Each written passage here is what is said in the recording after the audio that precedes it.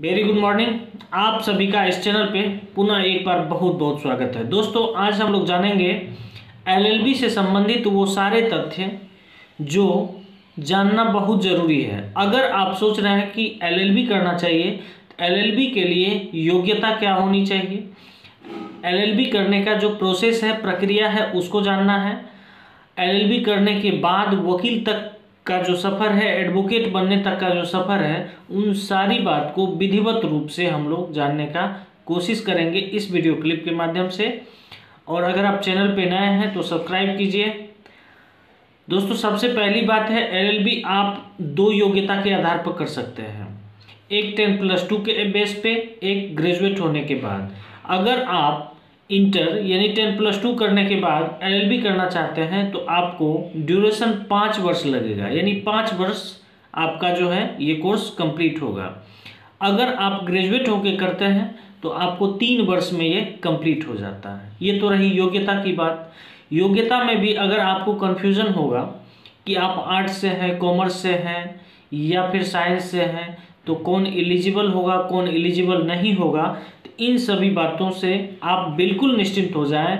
आप आर्ट्स से हैं तो भी अच्छा है, कॉमर्स से हैं तो भी अच्छा है, साइंस से हैं तो भी अच्छा है, आप एलिजिबल हैं एलएलबी करने के लिए। दूसरी बात यह है कि अगर आप 10+2 के बेस पे करना चाहते हैं तो 5 साल तो आपको लगेगा ही। उसके बाद एलएलबी में रजिस्ट्रेशन यानी एडमिशन के लिए आपको एक एंट्रेंस एग्ज़ाम देना पड़ता है। अगर आप कॉमन यूनिवर्सिटी, इंडिया के टॉप यूनिवर्सिटी का देना चाहते हैं तो उनकी व्यवस्था अलग है। बहुत ऐसे यूनिवर्सिटी हैं जो इंडिविजुअली यानी इंडिविजुअल केवल उसी यूनिवर्सिटी में एंट्रेंस एग्ज़ाम कंडक्ट करती है, उसमें भी आप जो है एंट्रेंस एग्ज़ाम पास करके आप एडमिशन ले सकते हैं। तो आपके नज़दीक में जो भी यूनिवर्सिटी है आप उसमें पता करें तो आपको ये जानकारी मिल जाएगी।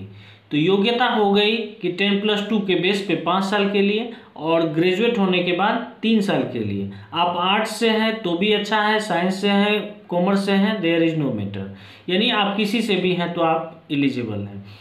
उसके बाद आप अगर एलएलबी कंप्लीट कर लेते हैं तो एलएलबी कंप्लीट करने के बाद आपको बार काउंसिल ऑफ आपका जो स्टेट है, जिस स्टेट से आप बिलोंग करते हैं, उसके बार काउंसिल में इनरोल्ड करना पड़ता है। वहाँ से आपको एक लाइसेंस इशू होती है, ठीक है। उस लाइसेंस इशू होने के बाद आप एलिजिबल हो जाते हैं कोर्ट में प्रैक्टिस करने के लिए। और उसके बाद आपको AIBE ऑल इंडिया जो एग्ज़ाम कंडक्ट करती है वो क्वालिफाई करना मस्ट हो जाता है, फिर आप एडवोकेट हो जाते हैं।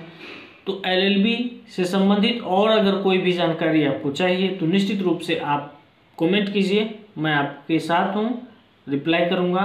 धन्यवाद। फिर मिलते हैं नेक्स्ट टॉपिक में।